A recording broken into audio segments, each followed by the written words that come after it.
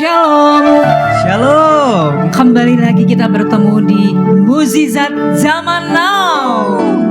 Lebih semangat ya semuanya untuk bertemu di malam hari ini kita. Mari kita sama-sama menyaksikan Mukjizat Zaman Now untuk kita bertumbuh, berkembang bersama-sama. Dalam nama Yesus kita memulai ibadah kita malam hari ini. Mari saya undang semuanya, saudara terkasih, Bapak Ibu, untuk kita satukan hati kita. Tuhan Yesus, terima kasih atas kebaikan-Mu Tuhan untuk semua hidup kami. Dan juga untuk malam hari ini kami satukan hati kami di Mukjizat Zaman Now ini. Karena kami percaya Tuhan, mukjizat-Mu pasti terjadi untuk hidup kami semua. Begitu juga di malam hari ini. Siapapun kami, dimanapun kami berada Tuhan, kami mau satukan hati kami. Biarlah Engkau ada dan Engkau bertahta di setiap pujian penyembahan kami dan setiap ibadah kami. Terjadilah Tuhan Yesus. Terima kasih Tuhan. Dalam nama Tuhan Yesus, haleluya, amin. Mari kita sama-sama naikkan pujian untuk kita mulai ibadah kita malam hari ini. Tuhan tiap jam ku memerlukan Engkaulah yang memberi sejahtera penuh setiap jam ya Tuhan. Jika ku perlukan, ku datang juru selamat, berkatilah.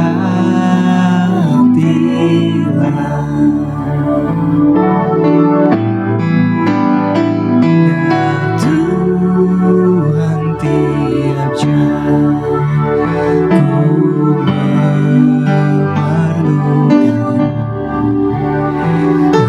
Engkaulah yang memberi sejahtera penuh setiap jam ya Tuhan.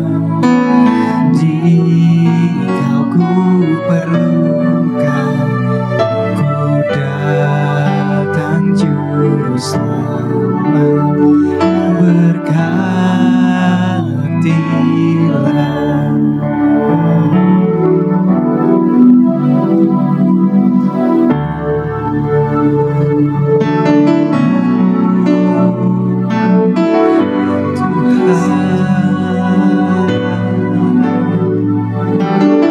Terima kasih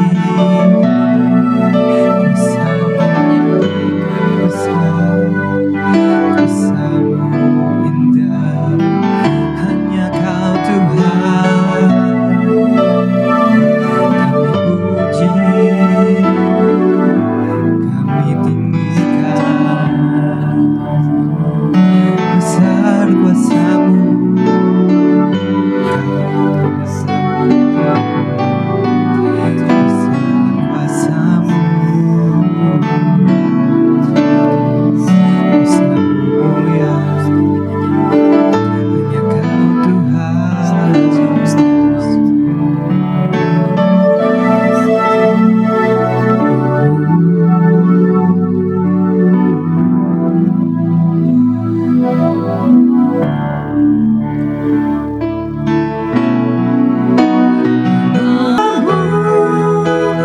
Melimpah bagiku, selalu baru di setiap waktuku. Kebenaran-Mu dan perkenanan-Mu mengikutiku.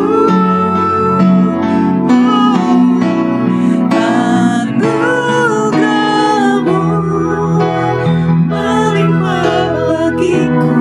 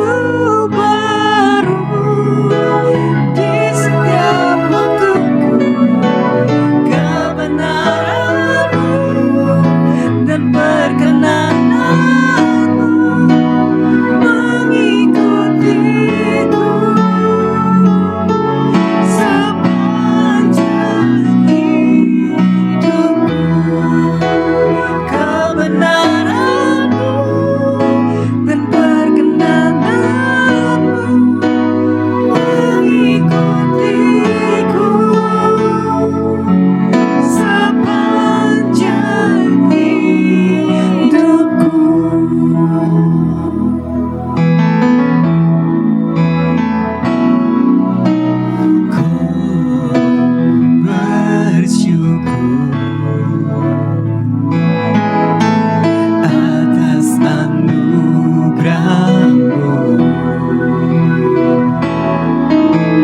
Ku nikmati semua kebaikan-Mu.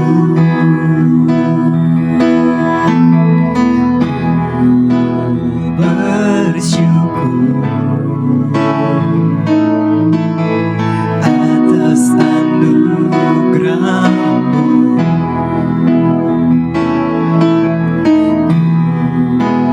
Nikmati semua kebaikan-Mu, anugerah-Mu melimpah bagiku, selalu baru di setiap waktuku. Kebenaran-Mu dan perkenanan-Mu mengikutiku.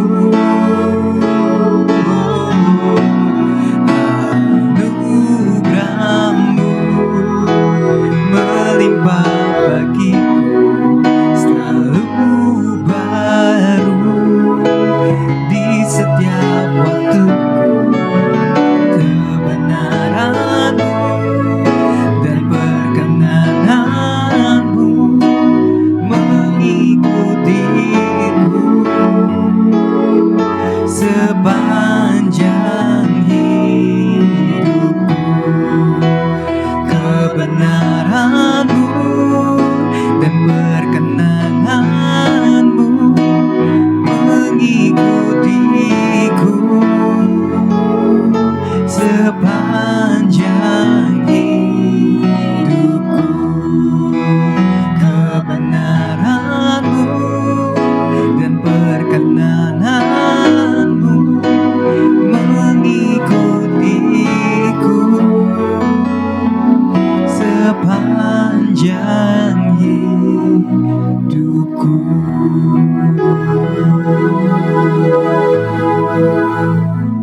Apa judulnya Bapak Ibu? Yesus mengusir setan. Nah, coba kita buka Lukas 8 ayat 26. Nah, tentang Yesus mengusir setan ini di Gadara atau juga di Gerasa, itu dibahas oleh 3 Injil. Ya Bapak Ibu, jadi Injil Lukas, Injil Matius, dan Injil Markus. Kalau ada satu kisah dibahas oleh banyak Injil, apalagi kalau keempat Injilnya, ini artinya penting bagi Allah. Amin Bapak Ibu. Jadi dari situ kita lihat, kalau cuma dibahas oleh satu Injil, oke, penting, tapi nggak terlalu penting. Tapi kalau dibahas oleh 4 Injil, contohnya adalah saat Yesus memberi makan ribuan orang, itu pasti kisah yang penting. Dan orang Kristen harus tahu akan hal itu. Amin Bapak Ibu. Nah, tentang Yesus mengusir setan ini dibahas oleh 3 Injil. Karena itulah ini juga cukup penting. Oke, coba kita buka sekarang. Lukas 8 ayat 26. Nah, kalau ada sesuatu yang menarik, kemarin saat saya review lagi khotbah ini, biasanya khotbah ini sudah jadi beberapa lama sebelumnya, kadang-kadang berbulan sebelumnya. Tapi biasanya semalam sebelum saya khotbahkan, saya review ulang. Biasanya ada tambahan-tambahan atau yang perlu dikurang-kurangi. Iya gitu Pak. Nah pada saat mempersiapkan review itu, ternyata saya ngelihat perikop sebelumnya ada meredakan badai. Karena pada saat itu Yesus masih ada di Galilea dan berkata kepada murid-muridnya, mari kita bertolak ke seberang. Pada saat bertolak ke seberang inilah di tengah danau itu terjadi badai. Nah, itu yang diredakan oleh Tuhan Yesus. Kemudian tiba mereka di seberang dan itulah di Gerasa. Jadi rupanya sebelum Yesus mengusir setan ini, setan sudah tahu bahwa Yesus akan datang, maka perjalanan Yesus dan murid-muridnya diganggu dengan angin. Angin badai. Tapi itu semuanya Tuhan Yesus selesaikan. Amin Bapak Ibu ya. Jadi setan juga bisa tahu kira-kira gitu. Kayaknya Tuhan Yesus akan kesini nih. Aku ganggu aja dengan badai. Jadi kisah Yesus meredakan badai itu berkaitan dengan kisah Yesus datang ke daerah Gerasa akan mengusir setan. Amin Bapak Ibu. Jadi setan juga bisa melihat, mengganggu. Dan yang kedua, ada yang menarik juga dalam kisah Yesus meredakan badai. Pada saat itu Yesus sedang tertidur di perahu. Benar gak Bapak Ibu? Tapi kalau kita baca kisah Yesus meredakan badai tadi, tidak ada dikatakan bahwa Yesus sebelumnya kelelahan. Yesus hanya dikatakan kelelahan pada saat Yesus bertemu dengan wanita Samaria di sebuah sumur. Yesus lelah, kemudian duduk istirahat. Tapi ketika Yesus tertidur di perahu, tidak ada dikatakan Yesus sebelumnya lelah. Lalu saudara mungkin bertanya, kenapa Yesus tertidur? Ya kan Bapak Ibu ya. Jadi saya aja menjadi orang Kristen kritis. Setiap peristiwa itu pasti ada latar belakangnya. Ya, saudara kira-kira tahu enggak kenapa Yesus tertidur? Kalau Yesus bukan lelah, lalu kenapa Yesus tertidur? Saudara tahu kenapa? Karena Yesus dicuekin. Yesus dicuekin. Pada saat Yesus bertolak ke seberang tadi naik perahu, siapa kira-kira yang ahli dalam hal perahu di situ? Siapa yang kira-kira nelayan murid-muridnya? Hampir semuanya nelayan.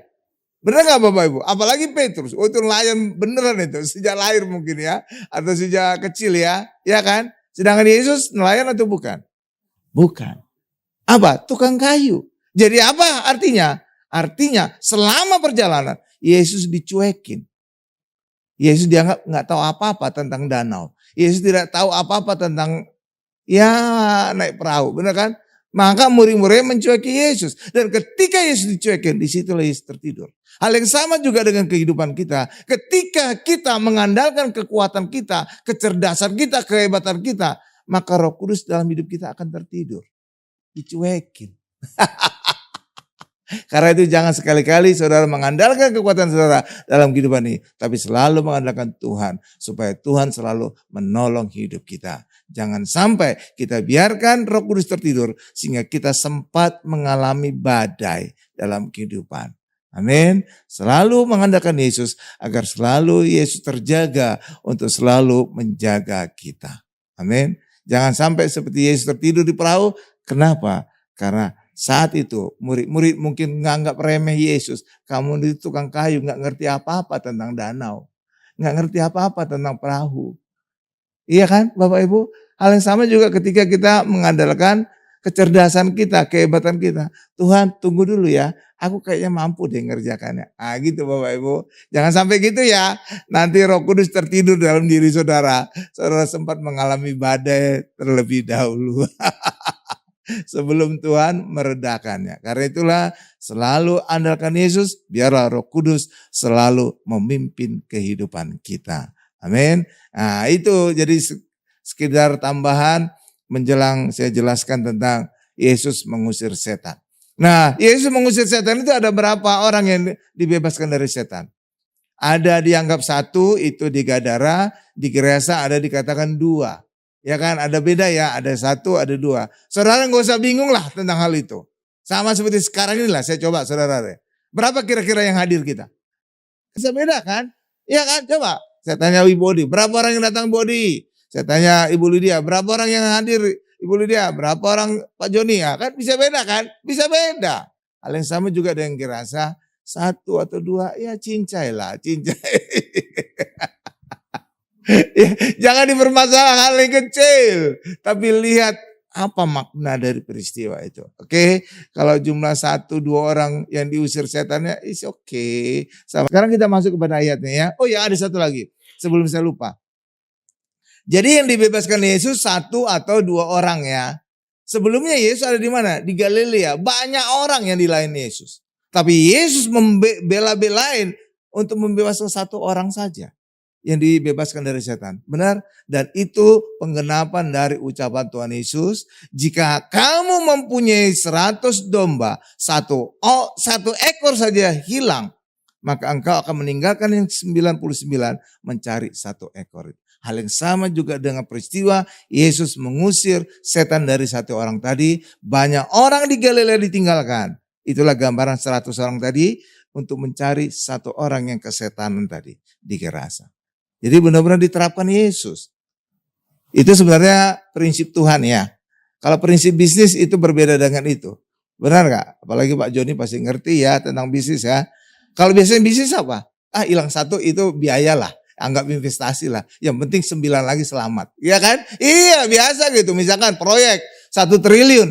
Ya hilang 100 juta is okay. Itu biaya lah. Biaya investasi. Ya yang penting sisanya masih saya bisa selamatkan. Ya kan? Biasa gitu. Jadi kalau 100 domba kita punya, hilang satu, cincai. Ya nggak apa-apa, satu hilang. Yang penting 99 mesti selamat. Benar nggak Bapak Ibu? Iya, secara dunia gitu logikanya.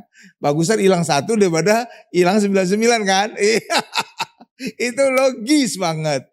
Cincai lah satu itu ya biaya inilah termasuk kos lah itu. Gitu kan? Iya.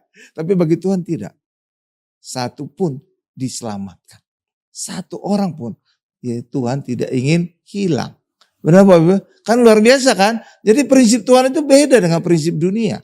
Kalau kita beda, satu itu cincai. Hilang ya udah, yang penting 99 mesti selamat. Benar nggak Bapak Ibu? Benar. Jadi kadang-kadang prinsip Tuhan itu beda ya. Ternyata satu aja tetap Tuhan selamatkan. Makanya Tuhan terkesan menunda-nunda akhir zaman. Kenapa? Tuhan ingin semua orang selamat. Tidak ingin ada satupun yang binasa. Lihat itu? Sehingga apa? Kesannya nunda-nunda. Supaya semakin banyak orang selamat.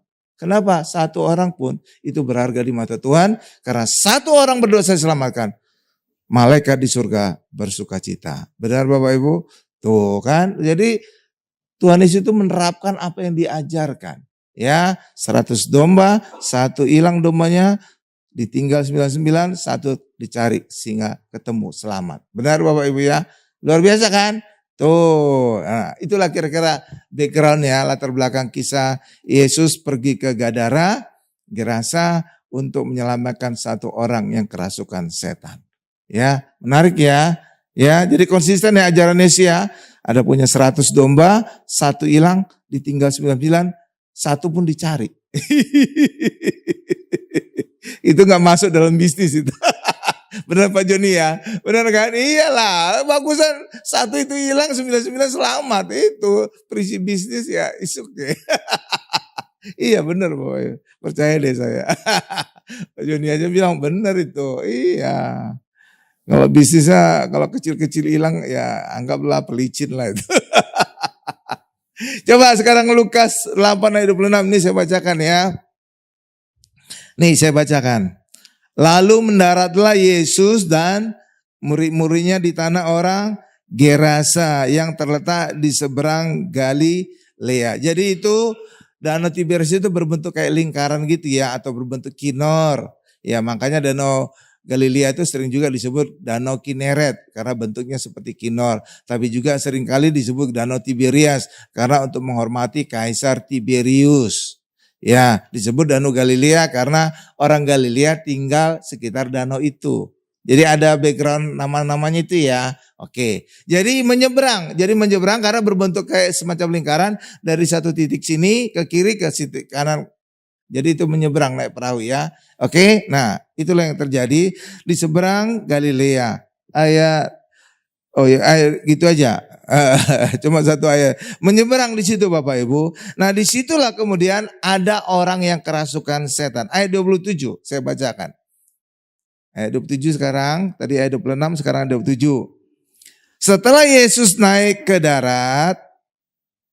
Oh coba tadi ayat 26 tadi Bapak Ibu. Ibu Odi. 26. Lalu mendaratlah Yesus. Nah, lalu mendaratlah Yesus artinya apa? Ini masih berkait tentang kisah tadi ada badai tadi.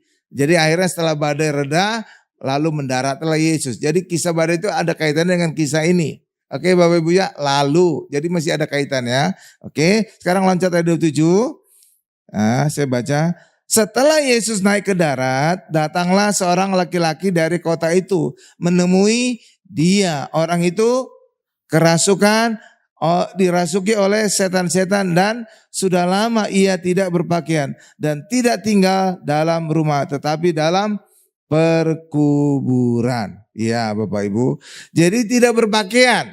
Jadi orang berdosa itu tidak berpakaian. Orang yang kerasukan setan itu tidak berpakaian. Ya Bapak Ibu. Sebenarnya Adam dan Hawa juga pada saat diciptakan itu tidak berpakaian. Tetapi mereka tidak sadar telanjang. Kenapa? Karena mereka dilingkari, ditutupi oleh kemuliaan Allah. Jadi mereka tidak sadar mereka telanjang karena apa? Kemuliaan Allah membungkus mereka. Amin. Jadi pakaian mereka itulah kemuliaan Allah. Tapi ketika mereka berdosa, apa akibatnya dosa? Ayat tadi berkata, semua orang telah berbuat dosa dan kehilangan kemuliaan Allah. Jadi ketika manusia berdosa, maka Allah tinggal meninggalkan orang berdosa tadi. Dan ketika Allah meninggalkan orang berdosa tadi, maka orang itu tidak lagi ada kemuliaan Allah. Amin. Jadi mereka tidak dibungkus lagi oleh sinar kemuliaan Allah. Atau tidak lagi dibungkus oleh jubah kebenaran Allah. Sehingga apa? Mereka telanjang. Oke Bapak Ibu ya. Nah itu yang terjadi pada Adam dan Hawa. Jadi pada saat mereka jatuh dosa, tidak ada lagi kemuliaan Allah membungkus mereka. Maka saat itulah mereka sadar mereka telanjang. Apalagi diingatkan oleh iblis, kamu itu telanjang. Makanya ayat Kejadian Allah bertanya, siapa yang mengatakan kepada kamu, kamu telanjang? Ya kepada Adam. Jadi iblis yang mengatakannya. Oke. Tapi hari ini secara roh saudara tidak telanjang. Kenapa? Karena hari ini jubah kebenaran Yesus membungkus hidup kita. Amin Bapak Ibu. Amin. Iya. Karena apa? Karena hari ini kita tidak lagi berdosa. Karena Yesus telah menanggung dosa kita. Dan kemuliaan Allah, jubah kebenaran Yesus membungkus hidup kita. Amin Bapak Ibu. Nah, jadi tadi orang yang telanjang itu, yang kerasukan setan itu telanjang dan tinggal di pekuburan. Jadi biasanya setan ada di pekuburan. Kenapa setan banyak di kuburan? Karena di situ banyak orang mati dan setan suka di daerah orang mati. Jadi itu memang benar, setan banyak di kuburan. Oke Bapak Ibu ya. Ya sesuai ya ayat tadi ya, kisah ini ya. Jadi orang yang kerasukan setan itu tinggal di daerah perkuburan. Oke. Nah ayat 28. Bapak Ibu deh yang baca deh ayat 28. Nah supaya kita aktif. Ya 1, 2, 3 silakan Bapak Ibu. Ya. Saudara ada melihat enggak sesuatu yang luar biasa dalam bacaan yang barusan? Saudara lihat? Setan itu mengenal Yesus. Yang luar biasanya sekarang ini di dunia banyak orang tidak kenal Yesus.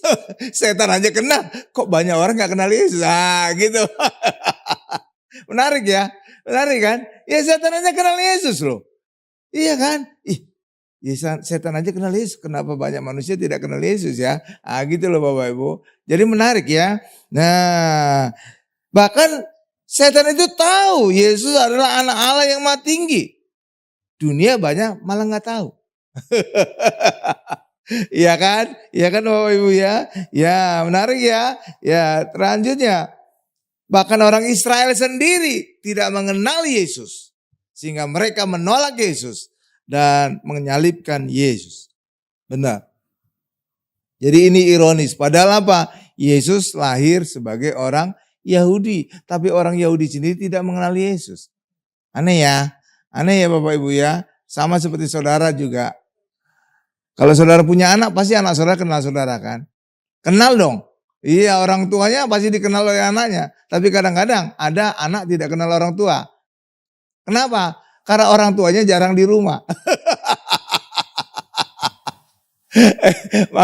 Malah kalau ada cerita gitu, joke ya. Saat ada bel berbunyi, anaknya membuka pintu. Mama ada tamu. Padahal apa? Itu bapak kandungnya sendiri.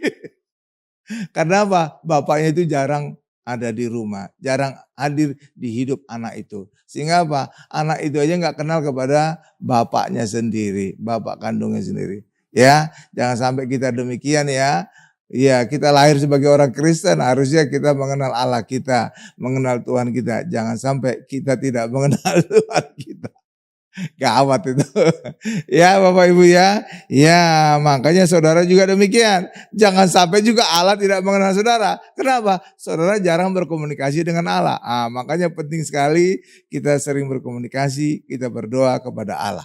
Kalau enggak nanti kejadian kayak gadis bijaksana gadis bodoh. Ketika pintunya ditutup, diketuk pintu. Orang dalam rumah berkata, aku tidak kenal siapa kamu. Tuh kan gawat ya, gawat itu. Kenapa bisa tidak kenal? Jarang berkomunikasi. Ya kan, kalau saudara sering berkomunikasi dengan seseorang, pasti saudara kenal orang itu. Bahkan sebelum saudara lihat mukanya, suaranya saja ditelepon, saudara pasti kenal. Contoh, kalau istri saudara atau suami saudara nelpon, pasti langsung kenal. Iya saya, gimana apa kabarnya kan? Langsung tahu tanpa menyebut nama dulu kan? Iya tahu, kenapa? Memang sering komunikasi. Tapi kalau jarang-jarang komunikasi, seringkali kita nggak kenal pasangan kita, kan gawat. Nah itu Bapak Ibu, atau teman kita kan, jarang kan komunikasi, kita sering bisa nggak kenal ya. Karena itulah tetap kita menjalin hubungan dengan teman kita sehingga kita selalu dikenal. Ya luar biasa. Jadi setan itu juga tahu Tuhan Yesus akan menyiksa mereka nanti di neraka. Nanti. Amin. Makanya jangan ikut-ikutan masuk neraka ya. Tapi biarlah nama kita tetap tercatat di sorga untuk sebagai anak-anak Allah. Bahkan juga mempelai Kristus. Amin Bapak Ibu. Iya, haleluya. Nah di sini Tuhan Yesus mengusir roh-roh jahat. Coba kita baca ayat 29-nya. Saya baca ayat 29, Bapak Ibu ayat 30, nanti saya tutup ayat 31 ya. Nih saya baca. Iya, Yesus berkata demikian sebab Yesus memerintahkan roh jahat itu keluar dari orang itu. Karena sering roh itu menyeret-nyeret dia. Maka untuk menjaganya ia dirantai dan dibelenggu. Tetapi ia memutuskan segala pengikat itu dan ia dihalau oleh setan itu ke tempat-tempat yang sunyi. Ntar dulu, jangan dibaca dulu Bapak Ibu. Jadi rantai pun diputuskan. Jadi setan itu kuat Bapak Ibu. Karena itulah kalau manusia mengandalkan kekuatan sendiri melawan setan, saudara pasti kalah. Karena itu selalu andalkan Yesus, maka disitulah kita bisa menang atas setan. Karena roh yang ada dalam kita lebih besar dari roh-roh yang ada dalam dunia. Jadi kalau saudara mengandalkan kekuatan saudara kalah. Makanya ketika ada orang kerasukan setan, dipegangi banyak orang aja gak kuat kan? Iya, karena setan kuat banget. Tapi saudara hanya berkata dengan pelan saja, dalam nama Yesus, saudara urapi gitu. Setan pergi, setan itu pergi. Setan itu pergi kenapa? Karena saudara lebih berkuasa dari dia. Kalau saudara lebih lemah dari setan, setan gak akan pergi. Siapa kamu? Langsung gitu Bapak Ibu. Seperti saudara aja, kalau saudara ngelewati gang, di depan ujung gang itu ada anak kecil malaki saudara takut gak? Saudara dorong aja, anak kecil udah preman, gitu kan Bapak Ibu. Tapi coba di ujung gang itu yang jaga itu semacam Deddy Corbuzier gitu, yang ototnya gede banget gitu, atau Arnold Schwarzenegger gitu Bapak Ibu. Berani gak saudara bilang, pergi kamu, kamu sok-sokan kamu langsung ditonjok. Benar kan Bapak Ibu? Karena gede dia. Tapi kalau anak kecil yang malaki saudara gak perlu takut. Hal yang sama juga dengan kerohanian. Kalau kita bisa mengusir setan, artinya saudara lebih besar dari setan. Itu menjadi penanda, indikatornya. Tapi kalau saudara lebih kecil dari setan, saudara pasti takut mengusir setan kan? Lah iya dong. Dia lebih besar dari saya, mana berani saya ngusir. Tapi kalau saudara lebih besar, pasti saudara bisa mengusir setan. Benar Bapak Ibu? Jadi ketika kita bisa mengusir setan, itu menjadi petanda kita, roh dalam kita lebih besar dari setan itu. Amin Bapak Ibu. Gitu. Nah karena itulah orang Kristen harus sadar roh dalam kita lebih besar dari setan. Jadi orang Kristen bisa mengusir setan. Dalam Markus 16 ayat 17-18 juga jelas dikatakan dalam nama Yesus kita bisa mengusir setan. Bukan hanya satu setan, banyak setan loh Bapak Ibu. Luar biasa kan? Nah jadi ini bisa belenggu aja diputuskan ya Bapak Ibu ya. Karena itu saudara jangan dengan kekuatan saudara menang atas setan ya. Oke. Lanjutkan Bapak Ibu ayat 30 Bapak Ibu. Iya, jadi dia kerasukan banyak setan. Dalam ayat yang lain, orang kerasukan banyak setan karena apa? Satu setan diusir, orang itu sudah bersih, tapi ketika dia tidak diisi oleh firman Tuhan, setan itu akan kembali lagi membawa 7 setan, banyak setan. Jadi jangan-jangan orang ini sebelumnya pernah dibersihkan dulu Bapak Ibu. Hal yang sama juga dengan orang Kristen. Orang Kristen harus setelah dibebaskan dari setan harus mengisi hidupnya dengan firman Tuhan. Harus mengisi hidupnya dengan Roh Kudus. Kalau enggak apa? Nanti setan kembali lagi membawa teman-teman ya. Kerasukan banyak setan nanti kita. Gawat kan? Jadi jangan sampai kita kosong. Karena itu orang Kristen jangan meditasi. Maksudnya meditasi itu mengosongkan pikiran diri. Jangan itu. Kita harus tetap berisi firman Tuhan. Amin Bapak Ibu. Kalau saudara kosong, setan nanti akan datang kembali ke hidup saudara. Gawat. Amin Bapak Ibu ya. Ya makanya orang Kristen tetap harus mengisi hidupnya dengan Tuhan, dengan Roh Kudus. Agar kita tidak dirasuki oleh banyak setan. Amin. Ayat 31 saya baca, saya tutup. Lalu setan-setan itu memohon kepada Yesus supaya ia jangan memerintahkan mereka masuk ke dalam jurang maut. Jurang maut itu kayak neraka gitu Bapak Ibu ya. Nah itu dia. Oke. Jadi setan-setan itu juga Bapak Ibu bisa berdialog dengan Tuhan Yesus. Saya pernah mendengar di YouTube atau di mana ketika saudara mengusir setan. Jadi orang yang kerasukan itu diajak ngobrol. Saudara jangan ngajak ngobrol ya. Saudara langsung aja dalam nama Yesus keluar setannya. Jangan saudara tanya, kamu dari mana? Kamu jangan. Kenapa jangan? Nih saya tunjukkan rahasianya. Kenapa kita tidak boleh ketika ngusir orang kerasukan setan bertanya, kamu dari mana? Ke segala macam. Kenapa? Bisa aja setannya bukan dari asal saudara. Misalkan saudara orang Indonesia. Setannya dari India, tuh. Saudara bisa ngomong gak ke orang itu? Gak bisa. Atau dari Tiongkok gitu. Gak bisa ngajak dialog gak itu orang? Gak bisa. Gak mana mungkin. Benar gak Bapak? Apalagi saudara gak ngerti bahasa India atau bahasa Chinese. Gimana ngusirnya? Amin. Katakan aja dalam nama Yesus keluar. Udah ngerti itu setan. Jadi saudara jangan sok-sok ajak dialog. Kamu dari mana? Gitu ya. Kalau ini Tuhan Yesus, oke. Ditanya kan, kamu namanya siapa? Itu legion tadi ya. Tapi orang Kristen ketika ngusir setan, jangan dialog. Langsung saja katakan, dalam nama Yesus keluar. Urapi aja dulu dengan minyak urapan. Dalam nama Yesus keluar. Jangan ajak dialog. Kalau enggak nanti diajak dialog, setan nanti pura-pura enggak ngerti bahasa saudara. Apalagi setan itu berasal dari negara yang saudara enggak ngerti bahasanya. Ya kan setan kan bisa berbagai bahasa kan? Iya kan? Iya kan bisa setan dari Tiongkok, ada setan dari India, ada setan dari mana? Lah saudara orang Indonesia cuma bisa bahasa Indonesia, saudara ngajak ngobrol, bingung saudara nanti. Iya kan? Iya. Makanya katakan aja, urapi dalam nama Yesus, pergi setan. Udah pergi, beres itu. Enggak panjang-panjang. Amin Bapak Ibu.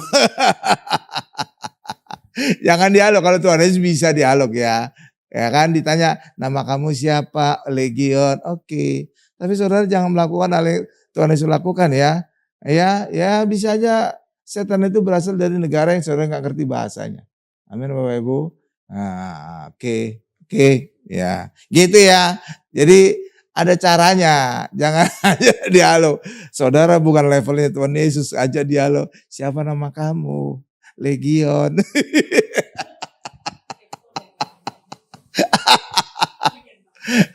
Amin Bapak Ibu. Jangan ya. Ya katakan aja dalam nama Yesus setan keluar. Udah selesai urusan ya.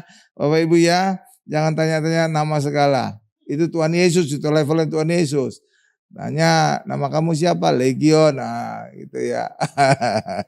Ya oke Bapak Ibu ya. Ya jadi gitulah. Jadi jangan berdialog, langsung saja sebutkan dalam nama Yesus, setan keluar ya. Selesai itu ya Bapak Ibu ya. Oke, mantap. Nah, di sini setan-setan minta pergi ke babi. Bukan berarti setan suka babi Bapak Ibu, bukan ya. Karena pada saat itu ada babi. Coba di situ ada kuda. Ya mungkin mintanya ke kuda juga perginya. Benar Bapak Ibu ya? Iya. Atau kebo ada di situ. Ya mintanya kebo. Tapi karena saat itu ada babi. Ah, di sini juga saudara mungkin bisa kritis. Ya, saya ngajak orang Kristen itu bisa kritis. Pak, kalau sini ada pemeliharaan babi, Pak. Padahal orang Israel kan anti babi, haram babi, tuh kan? Saya bisa bertanya gitu kan?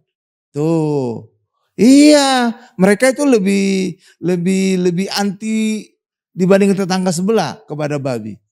Kalau tetangga sebelah antinya nggak boleh makan kan? Tapi jadi tukang babi, ya maksudnya pemelihara babi boleh. Di daerah Riau sana banyak orang seberang itu melihara babi. Kenapa? Bisa diekspor ke Singapura. Dari Riau kan tinggal dekat itu. Tapi orang Israel nggak boleh melihara babi juga nggak boleh. Makanya dalam kisah anak yang hilang, dia akhirnya memelihara babi. Itu sebenarnya pekerjaan yang tidak halal, yang najis. Tapi karena saking miskinnya sampai pekerjaan yang najis pun dia lakukan. Nah, itu menunjukkan kemiskinan anak bungsu tadi sudah mentok banget. Sampai makanan babi pun akan dia makan. Kan gawat kan? Jadi itu menunjukkan apa? Kemiskinan yang sudah maksimal gitu ya. Ya. Jadi saudara bisa paham ya. Nah, jadi saat itu ada pemelihara babi di daerah Gerasa. Kenapa? Karena orang Gerasa itu bisa agak beda dengan bangsa Israel. Jadi mereka itu masih oke terhadap babi. Jadi mereka masih memelihara babi. Tapi kalau orang Israel sendiri, mereka anti memelihara babi. Amin, Bapak Ibu. Oh gitu ya Pak. Oh baru tahu kan. Saudara ngelihat kisah itu juga saudara bisa bertanya kritis gitu ya. Kok ada babi situ? Iya, oke ya. Iya ya, oke. Ya. Jadi setan-setan itu minta pergi ke babi. Coba sekarang saya baca Lukas 8 ayat 32, nanti Bapak Ibu ayat ke-33 ya. Jadi setan itu minta ke babi. Kenapa? Bukan setan suka kepada babi, tapi karena saat itu ada babi-babi yang ada sekitar situ ya Bapak Ibu ya. Jadi jangan salah sangka. Oh setan sukanya babi. Jadi orang Kristen suka babi, oh hopeng itu sama seleranya. Enggak, beda ya. Beda ya. Oke. Coba Lukas 8 ayat 32. Ini saya baca ayat 33 Bapak Ibu ya. Saya baca dulu ayat 32. Adalah di sana sejumlah besar babi. Jumlahnya nggak disebut ya. Nanti dalam kitab Markus ada disebut 2000. Oke ya, lanjut saya baca lagi. Sejumlah besar babi sedang mencari makan di lereng gunung. Lalu setan-setan itu meminta kepada Yesus supaya ia memperkenankan mereka memasuki babi-babi itu. Yesus mengabulkan permintaan mereka. Ayat 33 Bapak Ibu. Jadi babi aja gak suka setan. Sampai apa? Dia lebih milih terjun ke jurang. Karena itu tuh, babi aja gak suka setan. Makanya manusia jangan suka melihara setan dalam hidupnya ya. Jimat-jimat itu bendanya setan. Oke Bapak Ibu ya. Jangan melihara benda-benda setan ya. Jimat-jimat itu jangan ada dalam diri saudara. Kalau saudara punya jimat, saudara gak bisa mengusir setan. Kenapa? Setannya itu akan meledek saudara. Kamu mengusir saya, benda saya juga ada pada kamu. Gitu loh Bapak Ibu. Makanya saudara juga jangan nyimpan jimat. Bersih, pakai minyak urapan, saudara bisa usir setan. Dari hidup saudara, dari rumah saudara, atau dari apapun. Amin Bapak Ibu? Oke, iya. Oke Bapak Ibu ya. Tuh demikian. Jadi setan-setan itu milih babi karena saat itu ada banyak babi di situ ya. Banyak babi. Iya Bapak Ibu. Tapi bukan berarti setan suka babi ya. Enggak. Oke. Iya. Tapi juga jangan sampai saudara nyamakan diri dengan babi. Kadang-kadang lewat kuburan permisi, anak babi mau lewat. Kerasukan saudara. Jangan ya, permisi, anak babi mau lewat. Anak Tuhan mau lewat, pergi. Oke Bapak Ibu ya, saudara bisa mengusir setan. Oke, karena apa? Saudara bisa mengusir setan bukan karena saudara kuat, tapi karena ada roh Tuhan, roh Allah yang ada dalam diri kita yang lebih besar daripada setan dalam dunia. Amin Bapak Ibu. Jadi karena itulah selalu menggunakan nama Tuhan, nama Allah. Oke, nah itu. Kalau enggak, saudara enggak ada apa-apanya di muka setan. Rantai besi aja bisa diputuskan. Kita kan enggak mungkin memutuskan rantai besi kan. Setan bisa. Jadi saudara bisa bayangkan kekuatan itu jauh dibandingkan kita. Makanya jangan andalkan kekuatan saudara sendiri untuk menang atas setan. Tapi selalu andalkan roh Tuhan, roh Allah yang ada dalam diri kita. Itulah yang bisa membuat kita berkuasa mengusir setan. Oke Bapak Ibu. Nah ada yang menarik dalam kisah ini. Ya Bapak Ibu. Menariknya apa? Coba kita baca ayat 34. Kita gantian ya, 34 saya, 35 Bapak Ibu, demikian kita bergantian ya. Nanti saya tunjukkan ada sesuatu yang menarik. Ternyata apa? Orang Gerasa itu lebih penting babi, materi dibandingkan Tuhan Yesus. Sehingga apa? Mereka akhirnya mengusir Yesus. Kenapa? Mereka rugi besar, babinya banyak yang mati. Tapi jumlahnya nggak kira-kira loh Pak, miliaran loh sebenarnya mereka rugi. Dari mana tahu Pak? Ya sekarang kan ada Mbak Google, tinggal tanya aja harga babi sekarang berapa. Tinggal saya kalikan aja 2.000. Oh ternyata besar juga babinya.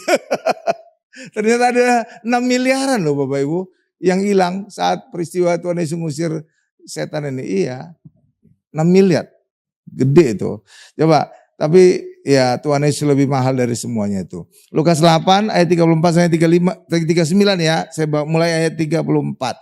Setelah penjaga-penjaga babi itu melihat apa yang telah terjadi, mereka lari lalu menceritakan hal itu di kota dan di kampung-kampung sekitarnya. Ayat 35 Bapak Ibu. Saudara melihat enggak ada keanehan di sini? Ada yang lihat keanehan enggak? Anehnya apa? Ternyata mereka lebih takut kepada Yesus yang mengusir setan dibandingkan takut kepada setannya sendiri. Lah harusnya sebelumnya mereka lebih takut dong, setannya masih ada. Ya kan? Kok malah Yesus yang mereka takuti? Aneh kan? Oh iya juga ya. Jadi saudara, saya ngajak makin kritis baca ayat ya. Oh iya ya. Kok malah Yesus yang ditakuti? Karena Yesus kan ngusir setan. Harusnya setannya yang sebelumnya ditakuti. Itulah anehnya. Aneh bin ajaib. Terus ayat 36 saya baca. Orang-orang yang telah melihat sendiri hal itu memberitahukan kepada mereka bagaimana orang yang dirasuk setan itu telah diselamatkan. Ayat 37 Bapak Ibu. Ya, ayat 38 saya baca.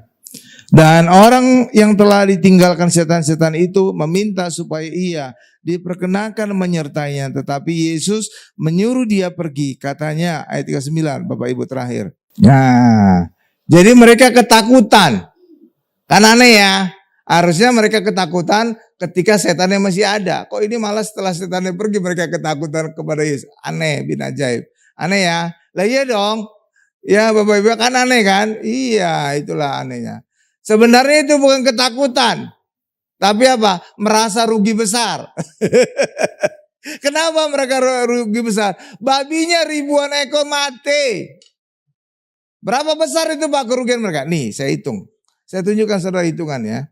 Saya tadi malam ngecek di internet, Mbak Google saya tanya, harga babi, ukuran babi biasanya berat babi berapa? Rata-rata berat babi yang dijual di pasaran itu 100 kilo.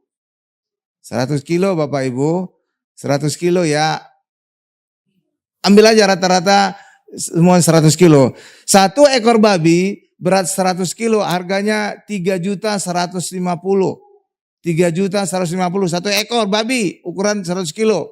Saudara kalikan dengan 2 ekor babi. Kalau dalam Lukas nggak disebutkan jumlahnya, tapi sekumpulan besar babi. Tapi di dalam Markus disebutkan 2.000. Jadi saudara kalikan 2.000 kali 3.150.000. Hasilnya 6,3 miliar. Jadi sebenarnya mereka bukan takut kepada Yesus yang mengusir setan, tapi rugi besar karena babi mereka mati. Gitu loh Bapak Ibu. Jadi bukan ketakutan. Tapi apa? Mereka mengusir Yesus karena apa? Mereka sudah rugi besar.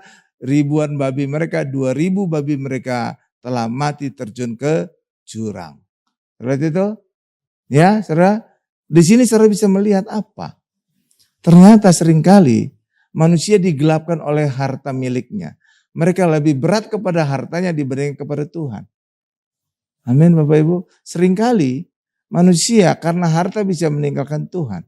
Karena jabatan bisa meninggalkan Tuhan. Dan dalam kisah orang kaya juga yang datang kepada Yesus. Ketika Yesus berkata, jualah segala harta milikmu. Bagikan kepada orang miskin. Lalu ikutlah aku. Dia memilih apa? Nggak ingin ikut Yesus. Kenapa? Hartanya banyak. Jadi demi hartanya dia meninggalkan Yesus. Ada hal yang sama juga terjadi pada orang Gerasa. Karena mereka baru rugi besar, 2.000 babinya mati terjun ke jurang. Totalnya menjadi 6,3 miliar. Akhirnya apa? Mereka memutuskan mengusir Yesus. Saudara lihat itu? Lihat itu? Tragis ya, ironis ya. Iya kan? Iya. Karena itu juga ini pelajaran bagi kita Bapak Ibu. Sadari bahwa Yesus itu mahal. Mahal banget. Lebih dari segala sesuatu apapun yang saudara miliki di dunia ini. Amin. Amin. Jangan karena apapun, harta, wanita, jabatan, kita rela meninggalkan Yesus. Tapi tetap di dalam Yesus. Agar kita bisa selamat dan beroleh hidup yang kekal. Amin Bapak Ibu. Mari kita berdoa. Puji syukur Tuhan kami panjatkan depan-Mu Tuhan. Untuk setiap jemaat-Mu, untuk setiap penonton, untuk setiap netizen yang menyaksikan acara ini, acara mujizat zaman now ini. Yang sakit Tuhan sembuhkan. Karena Tuhan mau dan mampu menyembuhkan kami. Karena nama Yesus ada di atas segala nama. Ada di atas segala nama penyakit kami. Demikian juga usaha pekerjaan kami juga Tuhan berkati. Karena Tuhan kaya menjadi miskin. Agar kami menjadi kaya, agar kami diberkati.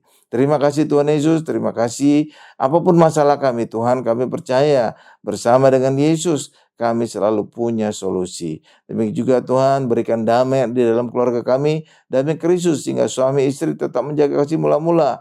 Tetap mengasihi orang tua, mengasihi anak, anak menghormati orang tua dan mengasihi orang tua.